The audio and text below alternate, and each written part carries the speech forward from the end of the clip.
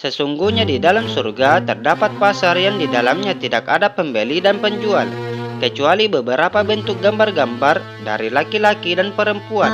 Ketika seseorang menginginkan bentuk baru untuk dirinya, maka ia masuk di dalam pasar itu. Mereka pulang ke istri-istri mereka dalam keadaan telah bertambah indah dan tampan. Keluarga mereka berkata, "Demi Allah, engkau semakin bertambah indah dan tampan." Mereka pun berkata, "Kalian pun semakin bertambah indah dan cantik." Allahumma inni as'aluka bi anni ashhadu annaka antallah. Bismillahirrahmanirrahim. Assalamualaikum warahmatullahi wabarakatuh. Hai sobat seiman, dimanapun kalian berada, semoga kalian semua dalam lindungan Allah Subhanahu wa Ta'ala dan selalu mendapatkan rahmatnya, karena Dialah Sang Maha Agung, Maha Penolong, lagi Maha Pengampun. Amin, Allahumma amin. Kali ini pembahasannya mengenai pasar yang ada di surga. Pasar di surga tidak sama dengan pasar yang ada di dunia, yang tempatnya berinteraksi antara produsen terhadap konsumen, yang melakukan jual beli dan bertukar barang. Dan pasar di surga dibuka setiap hari Jumat, sesuai dengan sabda Nabi Muhammad Sallallahu Alaihi Wasallam. Tanpa berlama-lama lagi, mari simak penjelasannya sampai selesai agar tidak ada kesalahpahaman. Tiap umat beragama pastinya mendambakan surga di akhirat kelak nanti. Sebaliknya, neraka adalah tempat yang paling dihindari dan ditakuti oleh semua orang tanpa terkecuali. Di dalam Islam sendiri, surga digambarkan sebagai tempat yang paling terindah yang tak pernah dijumpai di dunia. Kenikmatan-kenikmatan yang disajikan pun tak mungkin bisa disamakan dengan kenikmatan yang ada di dunia. Dan surga adalah tempat balasan bagi orang-orang yang mengerjakan amal soleh, orang beriman, dan orang yang bertakwa. Di surga, segala kenikmatan adalah nyata dan bersifat abadi atau kekal.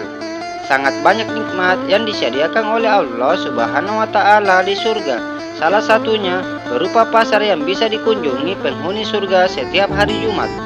Pasar Jumat di surga merupakan istilah yang mungkin terdengar asing dan aneh. Namun sejatinya melalui beberapa hadis Rasulullah Shallallahu Alaihi Wasallam telah dijelaskan pasar di surga benar-benar ada dan termasuk tanda kekuasaan Allah Subhanahu Wa Taala. Bagi orang awam mungkin tidak familiar dengan sebutan pasar Jumat di surga.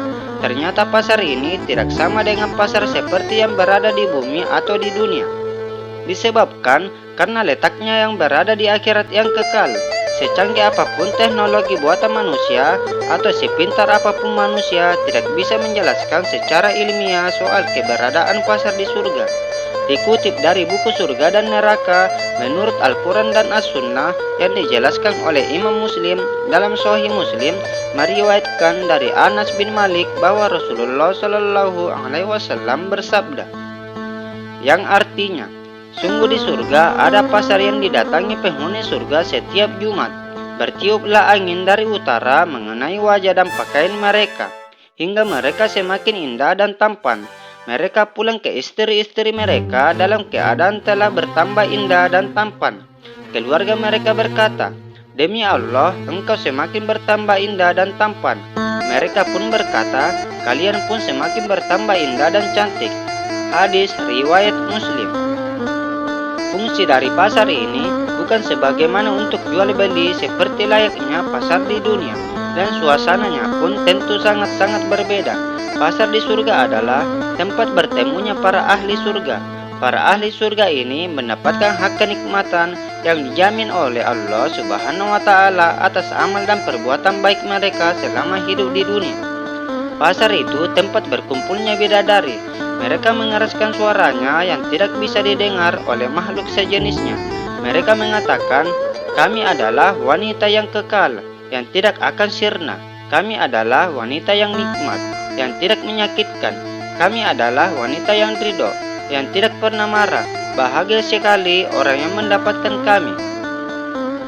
Dari salah satu hadis juga disebutkan bahwa di pasar yang hanya ada di hari Jumat ini, penghuni surga dapat menukar wajah mereka sesuai dengan keinginan mereka. Bahkan dalam beberapa riwayat, Pasar tersebut juga menjadi tempat berkumpulnya para bidadari, dijaga oleh malaikat. Apa saja yang diinginkan akan segera tersedia meski hanya terlintas dalam pikiran. Hal tersebut sebagaimana dijelaskan dalam hadis berikut. Diriwayatkan dari Ali radhiyallahu anhu bahwa Rasulullah shallallahu alaihi wasallam bersabda, "Sesungguhnya di dalam surga terdapat pasar yang di dalamnya tidak ada pembeli dan penjual, kecuali beberapa bentuk gambar-gambar dari laki-laki dan perempuan. Ketika seseorang menginginkan bentuk baru untuk dirinya, maka ia masuk di dalam pasar itu." Dalam riwayat lain yang diceritakan oleh Abu Hurairah tentang gambaran pasar di surga sebagai berikut. Yang pertama, dijaga oleh malaikat, namun bagi yang datang akan dipermudah pelayanannya oleh malaikat. Yang kedua, sangat indah dan belum pernah terlihat mata, terlintas di hati atau terdengar di telinga. Yang ketiga, apa saja yang kita inginkan meski baru kepikiran akan diantar secara gratis. Yang keempat, merupakan tempat pertemuan para ahli penghuni surga. Penghuni surga dari posisi tinggi bisa berjumpa dengan posisi di bawahnya, bahkan paling bawah sekalipun. Yang membedakan adalah pakaiannya. Akan tetapi mereka tidak mempersoalkan, karena dalam surga yang nampak adalah segala keindahan, tidak ada kesedihan. Yang kelima, tempat berkumpulnya bidadari-bidadari. Allah Subhanahu wa Ta'ala menciptakan pasar tersebut bukan tanpa alasan. Di dalam Al-Quran, Allah berfirman tentang ganjaran bagi umat Muslim yang beriman, yang artinya tidak seorang pun mengetahui apa yang disembunyikan untuk mereka berupa macam-macam nikmat yang menyenangkan hati sebagai balasan terhadap apa yang selalu mereka kerjakan. Al-Quran Surah As-Sajadah ayat 17. Demikianlah kisah mengenai pasar yang berada di surga. Sungguh kenikmatannya tidak bisa diukur dan dibayangkan dengan pikiran. Semoga kita semuanya masuk ke dalam surga yang paling tinggi, yaitu surga Firdaus. Amin. Semoga kisah ini bermanfaat dan dapat dijadikan pelajaran. Kurang lebihnya mohon dimaafkan. Yang benar semua datangnya dari Allah Subhanahu wa Ta'ala yang Maha Benar. Dan jika ada yang salah atau melenceng, semuanya datang dari saya pribadi tentunya. Sampai ketemu lagi di kisah-kisah selanjutnya di channel Zira Islamiyah. Assalamualaikum warahmatullahi wabarakatuh.